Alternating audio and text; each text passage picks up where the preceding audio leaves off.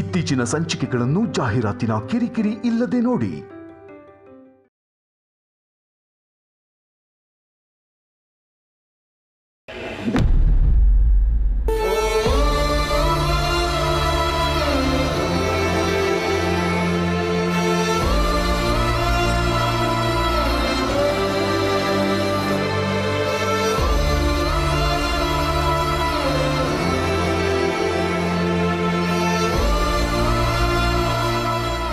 ಯಜಮಾನ್ರೆ, ಒಂದು ನಿಮಿಷ ಆಟೋ ನಿಲ್ಲಿಸಿ. ಯಾಕೆ ಬರು? ನನಗೆ ಎಳ್ನೀರು ಕುಡಿಬೇಕು ಅಂತ ಅನಿಸ್ತಾ ಇದೆ. ಆದಿತ್ಯ, ನನ್ನ ಸೊಸೆಗೆ ಎಳ್ನೀರು ಕುಡಿಬೇಕು ಅಂತ ಆಸೆ ಆಗಿದೆ. ಯಾವುದಾದ್ರೂ ಎಳ್ನೀರು ಅಂಗಡಿ ಇದ್ರೆ ನಿಲ್ಸಪ್ಪ. ಈ ಆಸೆ ಈಡೇರಿಸಿಲ್ಲ ಅಂದರೆ ಅಪ್ಪ ಮಗ ಇಬ್ರಿಗೂ ಮರ್ಯಾದೆ ಇರಲ್ಲ. ನೀವು ಹೇಳೋದು ಕರೆಕ್ಟು.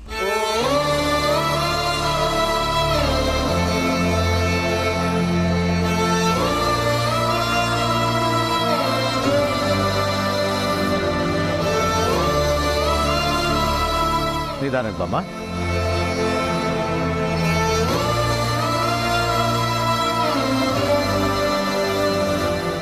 ಯಜಮಾನ್ರೆ, ಊರು ಎಳ್ನೀರು ಕೊಡೆ. ಬರೀ ನೀರು.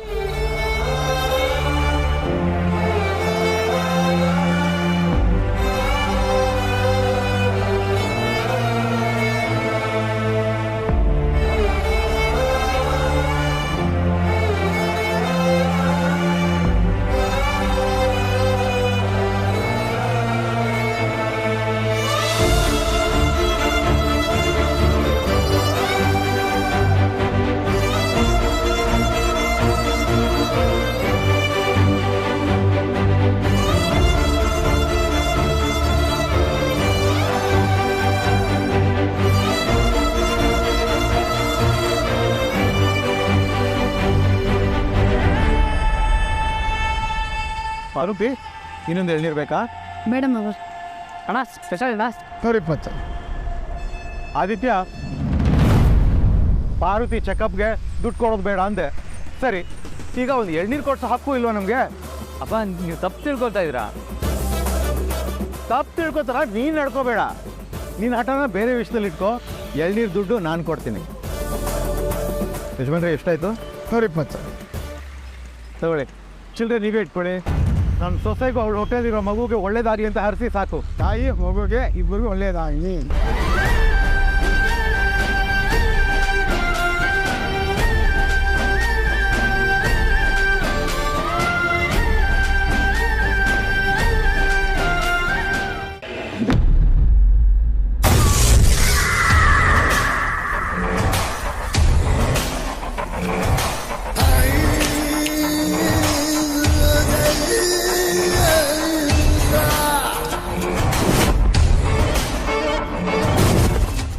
ಇಷ್ಟು ರಿಲ್ಯಾಕ್ಸ್ಡ್ ಆಗಿ ಕೂತಿದ್ದೀರಾ?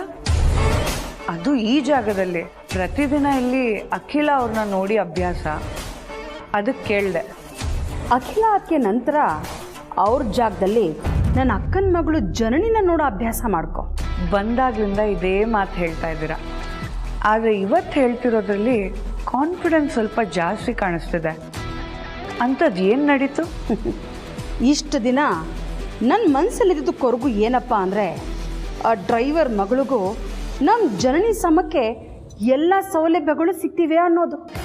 ಆದರೆ ನಿನ್ನೆ ನಾನು ಕೊಟ್ಟ ಮಾತಿನ ಏಟಿಗೆ ಆದಿತ್ಯ ಪಾರ್ವತಿನ ಕರ್ಕೊಂಡು ಗವರ್ಮೆಂಟ್ ಹಾಸ್ಪಿಟ್ಲಿಗೆ ಹೋದ. ಅದೇ ನಮ್ಮ ಅಖಿಲ ಅದಕ್ಕೆ ಜನನಿನ ಕರ್ಕೊಂಡು ಫ್ಯಾಮಿಲಿ ಡಾಕ್ಟರ್ ಹತ್ರ ಹೋದರು. ಅಖಿಲ ಅದಕ್ಕೆ ಆ ಪಾರ್ವತಿಗೋಸ್ಕರ, ಅವಳ ಮಗುಗೋಸ್ಕರ ಮನ್ಸು ಕರಗಿ ಏನು ಬೇಕಾದರೂ ಸಹಾಯ ಮಾಡೋಕ್ಕೆ ಮುಂದೆ ಬರ್ಬೋದು. ಆದರೆ ಅದನ್ನು ತಗೊಳ್ಳೋಕ್ಕೆ ಆ ಪಾರ್ವತಿ ಆದಿತ್ಯನೇ ಮನ್ಸು ಮಾಡಬಾರ್ದು. ಆ ಥರ ಅವ್ರ ಮನಸ್ಸನ್ನ ಮುರಿತಾ ಬರ್ತೀನಿ. Good, very good. Oh my God, Cinderella.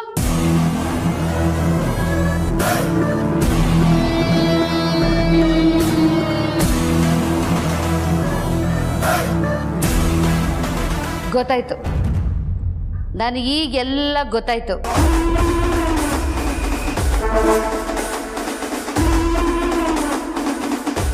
ನಿಮ್ಮಿಬ್ರಿಗೂ ಮೊದಲೇ ಪರಿಚಯ ಇದೆ ತಾನೆ? ನೀವಿಬ್ರು ಒಂದೇ ಟೀಮ್ ತಾನೆ? ಅಯ್ಯ ಇಲ್ಲ ಇಲ್ಲಪ್ಪ, ನಿನಗೆ ಯಾಕೆ ಅನಿಸ್ತು?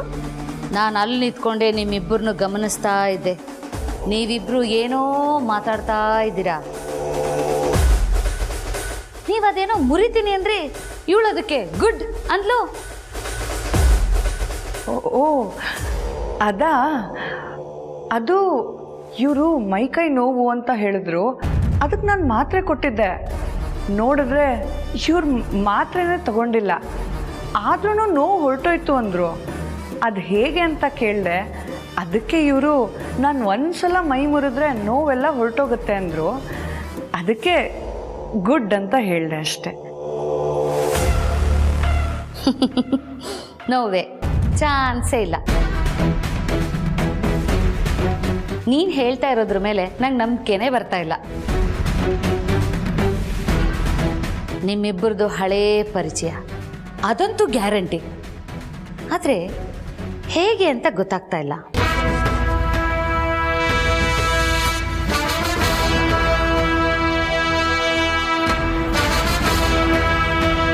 ಅಯ್ಯ ಇಲ್ಲಪ್ಪ, ಅದು ನಾವು ಹಳ್ಳಿ ಜನ ಅಲ್ವಾ, ಯಾರನ್ನಾದ್ರೂ ತುಂಬ ಬೇಗ ನಮ್ಮೂರ್ನಾಗ ಮಾಡ್ಕೊಂಡ್ಬಿಡ್ತೀವಿ.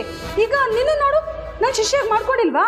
ಹಾಗೆ ಏನಂದ್ರಿ ಇನ್ನೊಂದ್ಸಲ ಹೇಳಿ. ನೋಡ್ದಾಮಿನಿ, ನಿನ್ನನ್ನ ಇನ್ಮೇಲಿಂದ ನನ್ನ ಶಿಷ್ಯ ಅಂತ ಒಪ್ಕೊಳ್ತಾ ಇದ್ದೀನಿ, ಸರಿನಾ? ಆಹಾ, ಆನಂದ ಪರಮಾನಂದ ಪರಮಾನಂದ. ಥ್ಯಾಂಕ್ ಯು ಸೋ ಮಚ್ ಗುರುಗಳೇ. ನನ್ನನ್ನು ನಿಮ್ಮ ಶಿಷ್ಯಾಗಿ ಸ್ವೀಕರಿಸಿದ್ದಕ್ಕೆ ತುಂಬ ಹೃದಯದ ಧನ್ಯವಾದಗಳು. ನೋಡ್ದಾಮಿನಿ, ಇದೇ ಕೊನೆ. ಇನ್ಮೇಲೆ ನೀನು ನನ್ನ ಮೇಲೆ ಅನುಮಾನ ಪಡೆದ್ಬಿಟ್ಟು ನಾನು ಹೇಳೋ ಕೆಲಸನ ಕರೆಕ್ಟಾಗಿ ಮಾಡ್ಕೊಂಡು ಹೋಗ್ಬೇಕು, ಗೊತ್ತಾಯ್ತಾ? ಗೊತ್ತಾಯ್ತು ಗುರುಗಳೇ. ಗುರುಗಳೇ,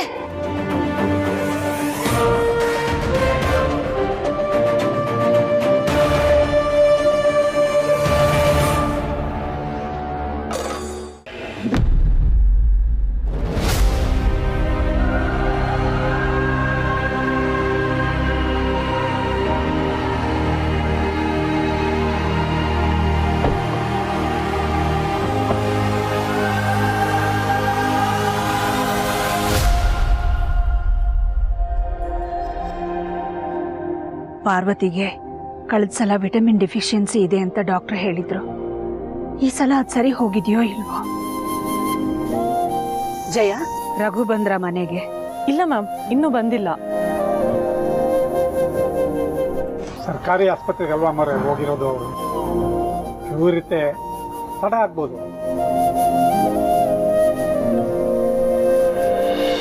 ಅಮ್ಮೋರೆ, ಸ್ವಲ್ಪ ಮನೆವರೆಗೂ ಹೋಗಿ ಬರಲ್ಲ? ಯಾಕೆ ಹನುಮಂತು? ನನ್ನ ಮಗಳು ಬಸ್ರಿ ಮೊದಲಿನ ಥರ ಅವಳಿಗೆ ಎಲ್ಲ ಕೆಲಸ ಮಾಡೋದಕ್ಕೆ ಬಿಡ್ತಿಲ್ಲ.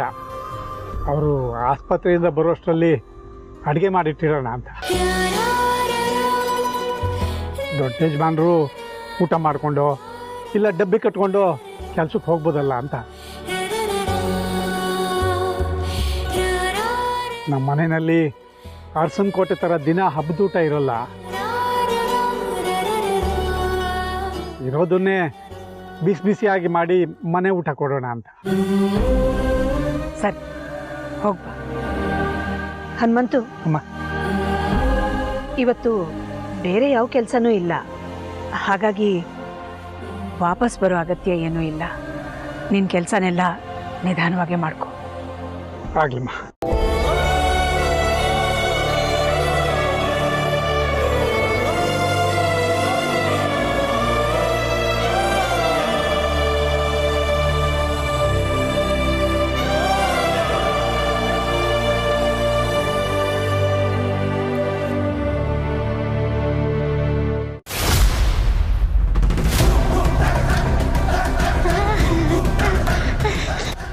ಗುರುಗಳೇ, ನನ್ನನ್ನು ನಿಮ್ಮ ಶಿಷ್ಯಾಗಿ ಸ್ವೀಕಾರ ಮಾಡಿದ್ದು ನನಗೆ ತುಂಬ ಸಂತೋಷ ಆಗ್ತಾ ಇದೆ. ನಿಮಗೀಗ ನನ್ನ ಕಡೆಯಿಂದ ಏನು ಸೇವೆ ಆಗಬೇಕು ಅಂತ ತಿಳಿಸಿದ್ರೆ? ನಾನಿಲ್ಲಿಗೆ ಬಂದಿರೋದು ಜನನಿಗೆ ಅನ್ಯಾಯ ಮಾಡೋ ಪಾರ್ವತಿನ ಪಕ್ಕಕ್ಕೆ ಸರಿಸ್ಬೇಕು ಅಂತ, ಅದು ಶಾಶ್ವತವಾಗಿ. ಅದ್ರ ಬಗ್ಗೆ ಏನು ಮಾಡಬೇಕು ಅಂತ ಯೋಚನೆ ಮಾಡಿ ಹೇಳು. ನಾನು ಬಯಸಿದ್ದು ಅದೇ, ನೀವು ಹೇಳ್ತಿರೋದು ಅದೇ. ಆಯ್ತು ಆಯ್ತು ಅನ್ಕೋಬಿಡಿ ಗುರುಜಿ. ನಾನು ಬಂದಿದ್ದ ದಿವಸದಲ್ಲಿ ನೀನೇನು ಅಂತ ಚೆನ್ನಾಗಿ ಅರ್ಥ ಮಾಡ್ಕೊಂಡಿದ್ದೀನಿ. ನಿನಗೆ ಮನೆ ಕೆಲಸದೊಳಗಿದ್ದಿದ್ದ ಪಾರ್ವತಿ ಈ ಮನೆಗೆ ಯಜಮಾನಿ ಆಗೋದು ನಿನಗಿಷ್ಟ ಇಲ್ಲ.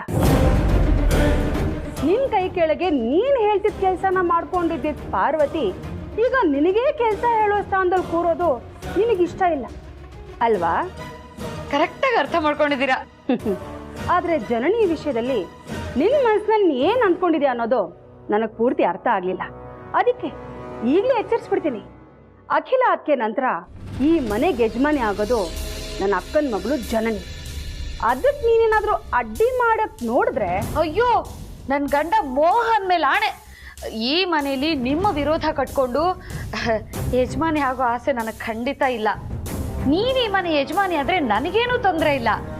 ಆದ್ರೆ ಆ ಪಂಡ್ರಾಪುರ ಪಾರ್ವತಿ ಮಾತ್ರ ಅರಸನ ಕೋಟೆಗೆ ಯಜಮಾನಿ ಆಗ್ಬಾರ್ದು ಗುರುಗಳೇ. ಆ ಥರ ಆಗೋದಕ್ಕೆ ಈ ರತ್ನವೇಣಿ ಯಾವತ್ತಿಗೂ ಅವಕಾಶ ಮಾಡಿಕೊಡಲ್ಲ.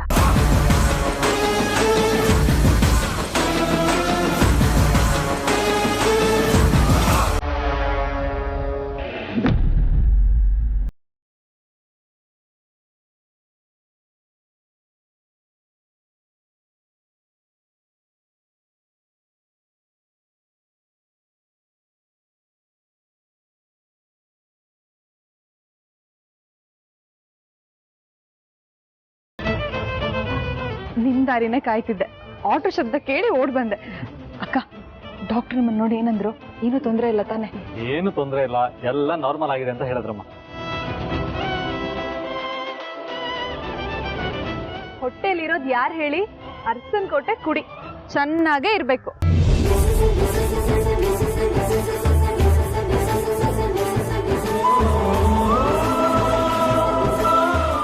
ನಿನ್ನೇನು ಪರೀಕ್ಷೆ ಮಾಡಿ ಡಾಕ್ಟರ್ ಏನಂದ್ರು? ಏನು ತೊಂದರೆ ಇಲ್ವಂತೆ. ನಾನು ಮಗು ಇಬ್ರು ಆರಾಮಾಗಿ ಆರೋಗ್ಯವಾಗಿದ್ದೀವಂತೆ. ಆ ದೇವ್ರ ದಯೆ ನಮ್ಮ ಕುಟುಂಬದ ಮೇಲೆ, ನಮ್ಮ ಮಕ್ಕಳ ಮೇಲೆ ಹೀಗೆ ಇದ್ರೆ ಸಾಕು. ಸಾತಿ, ಪಾರ್ವತಿನ ಮನೆಗೆ ಕರ್ಕೊಂಡು ಹೋಗಿ, ನಾನು ಡ್ಯೂಟಿಗೆ ಹೋಗಿ ಬರ್ತೀನಿ. ಹಾಂ, ದಟ್ ಈಸ್ ಬಂದ್ರೆ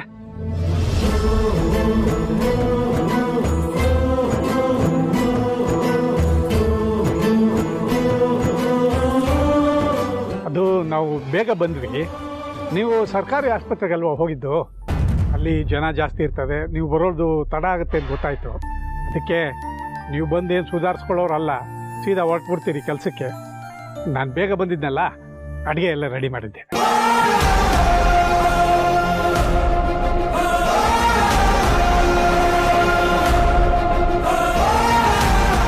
ಹನುಮಂತು ಅಂದರೆ ಹನುಮಂತು ನನ್ನ ಮನಸ್ಸಿನ ಭಾರನ ಎಷ್ಟೋ ಕಡಿಮೆ ಮಾಡಿಬಿಟ್ಟ. ನನ್ನ ತಮ್ಮನ ಥರ.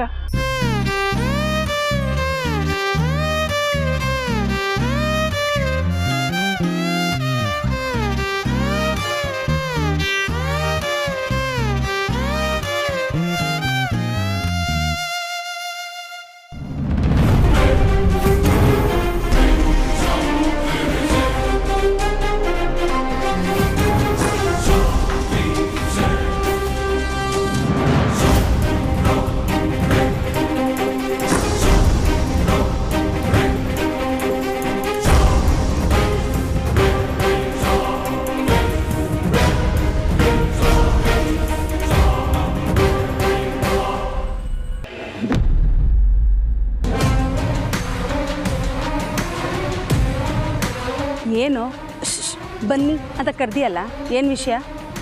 ಏನಿಲ್ಲ, ಆ ಡ್ರೈವರ್ ಹನುಮಂತು ಇದ್ದಾನಲ್ಲ, ಅವನ ಬಗ್ಗೆ ನಿಮಗೆ ಸ್ವಲ್ಪ ಎಚ್ಚರಿಕೆ ಕೊಡಬೇಕಿತ್ತು, ಅದಕ್ಕೆ ಕರೆದೆ.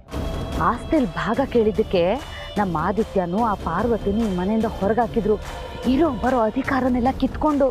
ಹಾಂ, ಇನ್ನೊಂದು ಮಾತು ಹೇಳಿದ್ರು, ನಾನು ಉಸಿರಿರೋವರೆಗೂ ಅರಸನ ಕೋಟೆ ಹೊಸಲನ್ನ ತುಳಿಬಾರ್ದು ಅಂತ ಹೇಳಿದ್ರು. ಆಗಲೇ ಅವರಿಬ್ಬರು ಮನೆ ಬಿಟ್ಟು ಹೊರಗಡೆ ಹೋಗಿದ್ದಿದ್ರೆ ಎಷ್ಟೊತ್ತಿಗೆ ಹಾದಿ ಬೀದಿಲಿ ಸುಟ್ಕೊಂಡಿರೋರು. ಅಷ್ಟಲ್ಲ, ಡ್ರೈವರ್ ಹನುಮಂತು ಬಂದು ಟ್ವಿಸ್ಟ್ ಕೊಟ್ಬಿಟ್ಟ. ಅಷ್ಟು ವರ್ಷ ನಮ್ಮ ಅಖಿಲಕ್ಕನ ಮುಂದೆ ತಲೆ ಬಗ್ಗಿಸ್ಕೊಂಡೇ ಮಾತಾಡ್ತಿದ್ದ ಹನುಮಂತು ಅವತ್ತು ತಲೆ ಎತ್ತಿ ಮಾತಾಡ್ದ. ನನ್ನ ಮಗಳು ಪಾರ್ವತಿನೂ ದೊಡ್ಡ ಯಜಮಾನ್ರನ್ನು ನನ್ನ ಮನೆ ಕರ್ಕೊಂಡು ಹೋಗ್ತೀನಿ ಅಂತ ಹೇಳಿ ಕರ್ಕೊಂಡೇ ಹೋಗ್ಬಿಟ್ಟ. ನಮ್ಮ ಅಖಿಲಕ್ಕನಿಗೆ ಆ ಡ್ರೈವರ್ ಹನುಮಂತು ಬಗ್ಗೆ ಸಾಫ್ಟ್ ಕಾರ್ನರು. ಯಾಕೆ ಅಂದರೆ ಆ ಹನುಮಂತು ನಮ್ಮ ಅಕ್ಕನಿಗೆ ರಾಖಿ ಬ್ರದರು. ಅದಕ್ಕೆ ಅವತ್ತವನು ಅವರಿಬ್ಬರನ್ನು ಕರ್ಕೊಂಡೋಗಿ ಅವ್ರ ಮನೇಲಿ ಇಟ್ಕೊಂಡಿದ್ದಕ್ಕೇನೆ ದಿನ ಬೆಳಗಾದ್ರೆ ಇಲ್ಲೇ ಓಡಾಡ್ಕೊಂಡು ನಮ್ಮ ಅಕ್ಕನ ಕಣ್ಣಿಗೆ ಬೀಳ್ತಾ ಇರ್ತಾರೆ. ಹಾಗಾಗಿನೇ ಆ ಪಾರ್ವತಿ ಬೊಸ್ರಿ ಅಂತ ನಮ್ಮ ಅಕ್ಕಂಗೆ ಗೊತ್ತಾಗಿದ್ದು ಅವಳ ಮೇಲೆ ಪ್ರೀತಿ ವಾತ್ಸಲ್ಯ ಎಲ್ಲ ಉಕ್ಕಿ ಹೊಳೆಯಾಗಿ ಹರಿತಾ ಇರೋದು. ಅಷ್ಟೇ ಅಲ್ಲ, ನೀವು ಹೇಳ್ತಾ ಇದ್ರಲ್ಲ ನಮ್ಮ ಜನನಿಗೆ ಆಗ್ತಾ ಇರೋ ಅನ್ಯಾಯನ ತಡಿಯೋಕೆ ನಾನು ಬಂದಿರೋದು ಅಂತ. ಅದಷ್ಟು ಸುಲಭ ಅಲ್ಲ ಗುರುಗಳೇ. ಅವಳು ಔಟ್ ಹೌಸಲ್ಲಿ ಇದ್ಕೊಂಡೇನೆ ನಮ್ಮ ಜನನಿನ ಕಂಟ್ರೋಲಲ್ಲಿ ಇಟ್ಕೊಂಡಿದ್ದಾಳೆ. ನಾಳೆ ಏನಾದರೂ ನಮ್ಮ ಅಖಿಲಕ್ಕನಿಗೆ ಆ ಪಾರ್ವತಿ ಮೇಲೆ ದಯೆ ಉಕ್ಕಿ ಅವಳನ್ನು ಈ ಮನೆಗೆ ಕರ್ಕೊಂಡು ಬಂದುಬಿಟ್ರೆ ಆ ಪಾರ್ವತಿ ಅರಸನ ಕೋಟೆಗೆ ಯಜಮಾನಿ, ಜನನಿ ಅವಳ ಮುಂದೆ ಕೈ ಕಟ್ಕೊಂಡು ನಿಂತಿರೋ ಜವಾನಿ. ದಾಮಿನಿ, ಕೋಪ ಮಾಡ್ಕೋಬೇಡಿ ಗುರುಗಳೇ. ನೋಡಿದ್ರ ಆ ಮಾತುಗಳನ್ನ ನಾನು ಬಾಯಿ ಮಾತಲ್ಲಿ ಹೇಳಿದ್ದಕ್ಕೆ ನಿಮಗೆ ಇಷ್ಟೊಂದು ಹೊಟ್ಟೆ ಉರಿತಾ ಇದೆ. ಇನ್ನು ಅದೇನಾದರೂ ಹಸಲಿಗೆ ನಡೆದೇ ಹೋಗ್ಬಿಟ್ರೆ ಅದು ನೀವು ಹೇಗೆ ತಡ್ಕೊಳ್ತೀರಾ? ಆ ಪಾರ್ವತಿ ಬಗ್ಗೆ ಮಾತಾಡಬೇಕು, ಅವಳಿಗೆ ಎಚ್ಚರಿಕೆ ಕೊಡಬೇಕು ಅಂತಾನೆ ಜನನಿ ಹತ್ರ ಹೋದೆ. ಆದರೆ ಜನನಿ ಪ್ರೀತು ಇಬ್ರು ಇಡೀ ಆಸ್ತಿನ ಅವಳಿಗೆ ಬರ್ಕೊಟ್ರು ನಾನು ಇನ್ನೂ ಸಂತೋಷ ಪಡ್ತೀನಿ ಅಂತ ಇಬ್ರು ಮಾತಾಡ್ಕೊಳ್ತಿದ್ರು. ನೋಡಿದ್ರಾ ಆ ಪಾರ್ವತಿ ಅವರಿಬ್ಬರನ್ನು ಅದು ಹೇಗೆ ಬ್ರೈನ್ ವಾಶ್ ಮಾಡಿದಾಳೆ ಅಂತ. ಅದಕ್ಕೆ ಆ ಡ್ರೈವರ್ ಹನುಮಂತಗೆ ಸ್ವಲ್ಪ ಬಿಸಿ ಮುಟ್ಸಿ ಗುರುಗಳೇ ಅಂತ ನಾನು ಹೇಳಿದ್ದು. ಮರದ ಬುಡಾನೆ ಅಲ್ಲಾಡ್ಸಿದ್ರೆ ಇನ್ನು ರೆಂಬೆ ಕೊಂಬೆಗಳೆಲ್ಲ ತಾನಾಗೆ ನೆಲಕ್ಕೆ ಬೀಳುತ್ತೆ.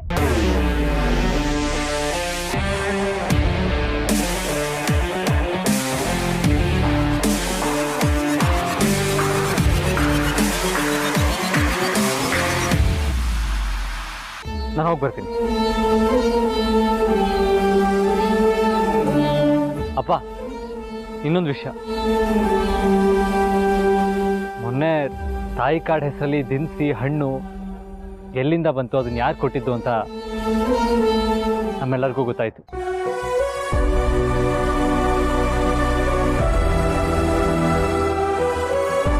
ಅವ್ರ ಉದ್ದೇಶ ಏನೇ ಆಗಿರ್ಬೋದು, ಆದರೆ ಈ ಸಲ ಆ ಥರ ಏನು ಕಳ್ಸೋದು ಬೇಡ ಅಂತ ಹೇಳ್ಬಿಡಿ.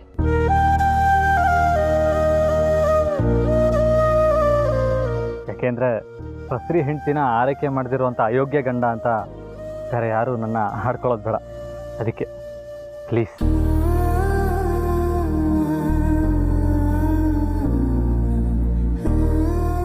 ಸಾತಿ, ಪಾರ್ವತಿನ ಜೋಪಾನವಾಗಿ ಕರ್ಕೊಂಡು ಹೋಗಿ.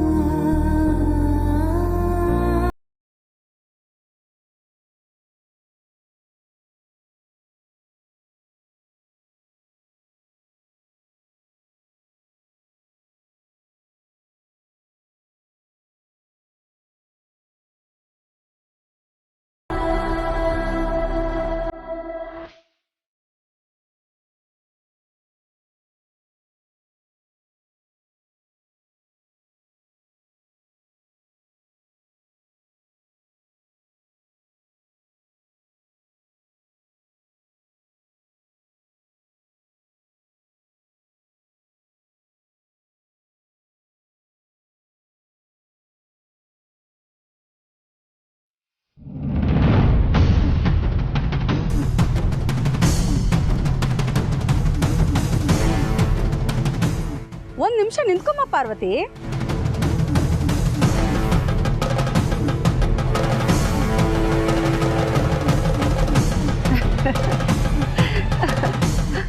ಅರೆ ಹನುಮಂತು, ಅಲ್ಲ ಹನುಮಂತು, ಅರಸನ ಕೋಟೆಗೆ ಡ್ರೈವರ್ ಆಗಿ ಬಂದವನು ಅರಸನ ಕೋಟೆಗೆ ಬೀಗಾನೆ ಆಗ್ಬಿಟ್ಟಿಯಲ್ಲ. ಬೇಷ್ ಹನುಮಂತು, ಬೇಷ್. ಅರಸನ ಕೋಟೆಗೆ ನನ್ನ ಮಗಳು ಸೊಸೆ ಆಗಿರಬಹುದು, ಆದರೆ ನಾನು ಯಾವತ್ತು ಅರಸನ ಕೋಟೆಗೆ ಡ್ರೈವರೇ. ಆ ಸತ್ಯ ಯಾವತ್ತು ನನ್ನ ಮನಸ್ಸಲ್ಲಿರುತ್ತಮ್ಮ. ಬರೀ ಮಾತಲ್ಲಿರತ್ತೆ ಅನ್ನು. ಹನುಮಂತು, ವರ್ಷಗಳ ಹಿಂದೆ ನಿನ್ ಮಗಳ ಕೈಯನ್ನ ಹೀಗೆ ಹಿಡ್ಕೊಂಡ್ ಬಂದಿದ್ದೆ ಅನ್ಸತ್ತೆ ಅಲ್ವಾ? ಅರಸನ್ ಕೋಟೆವರೆಗೂ ಕರ್ಕೊಂಬಂದ್ ಬಿಟ್ಟಿದ್ದು, ಆದಿತ್ಯನ್ ತಲೆ ಕೆಡಿಸಿ ಅವನ್ನ ಮದುವೆ ಆಗಕ್ಕೆ ಕುಮ್ಮಕ್ ಕೊಟ್ಟಿದ್ದು. ನೀವು ಅಂದ್ಕೊಂಡ ಮಾತ್ರಕ್ಕೆ ಅದೇ ಸತ್ಯ ಆಗ್ಬಿಡಲ್ಲ. ಅದು ನಿಮ್ಮ ಅನಿಸಿಕೆ ಅಷ್ಟೇ. ಅನಿಸಿಕೆ ಅನ್ನೋದು ಯಾವತ್ತು ನೆರಳಿನ ಥರ, ಅದು ಯಾವತ್ತು ಬೆಳಕಿನ ವಿರುದ್ಧನೇ ಕಾಣಿಸ್ಕೊಳ್ಳೋದು. ನಿಮ್ಮ ಈ ಅನಿಸಿಕೆ ಅನ್ನೋದು ಅಷ್ಟೇ ನಮ್ಮ ಸತ್ಯದ ವಿರುದ್ಧನೇ ಇರೋದು. ಚೆನ್ನಾಗೇ ಮಾತಾಡ್ತೀಯ ಡ್ರೈವರ್ ಹನುಮಂತು. ಆದರೆ ಇದು ಬರೀ ನನ್ನ ಅನಿಸಿಕೆ ಮಾತ್ರ ಅಲ್ಲ, ಸುತ್ತಮುತ್ತ ಇರೋ ಜನರ ಅನಿಸಿಕೆ. ನಿನ್ನ ಮಗಳ ಬಗ್ಗೆ ಜನ ಎಲ್ಲ ಏನು ಮಾತಾಡ್ಕೋತಾ ಇದ್ದಾರೆ ಅಂತ ಗೊತ್ತಾ ನಿನಗೆ? ಒಂದು ಸಣ್ಣ ಹಳ್ಳಿಯಲ್ಲಿ ಬೆಳೆದು ಕಾಲೇಜ್ ಮೆಟ್ಲು ಹತ್ತದೇ ಇರೋ ಹುಡುಗಿ ಸಿಟಿಗೆ ಬಂದು ಅಪ್ಪ ಕೆಲಸ ಮಾಡ್ತಾ ಇದ್ದ ದೊಡ್ಡ ಮನೆ ಹುಡುಗನ್ನೇ ಬುಟ್ಟಿಗೆ ಹಾಕೊಂಡು ಅಂತ ಮಾತಾಡ್ಕೋತಾರೆ. ಬುಟ್ಟಿಗೆ ಹಾಕೊಳ್ಳಿ ಅಂತಾನೆ ಅಪ್ಪ ಮಗಳನ್ನ ಹಳ್ಳಿಯಿಂದ ಕರೆಸ್ಕೊಂಡು ಅಂತಾನು ಮಾತಾಡ್ಕೋತಾರೆ. ಆ ಥರ ಎಲ್ಲ ಮಾತಾಡಬೇಡಿ, ಅಂಥ ಜನ ಅಲ್ಲ ನಾವು. ನೋಡಿ, ನಾನು ಯಜಮಾನ್ರು ಒಬ್ರನ್ನೊಬ್ರು ಪ್ರೀತಿಸ್ತಾ ಇದ್ವಿ. ಆದರೆ ಅಪ್ಪ ನಮ್ಮ ಪ್ರೀತಿನ ಒಪ್ಕೊಂಡಿರಲಿಲ್ಲ, ಮದುವೆನೂ ಕೂಡ ಒಪ್ಕೊಂಡಿರಲಿಲ್ಲ. ಅದು ನಿಮಗೆ ಗೊತ್ತಾ?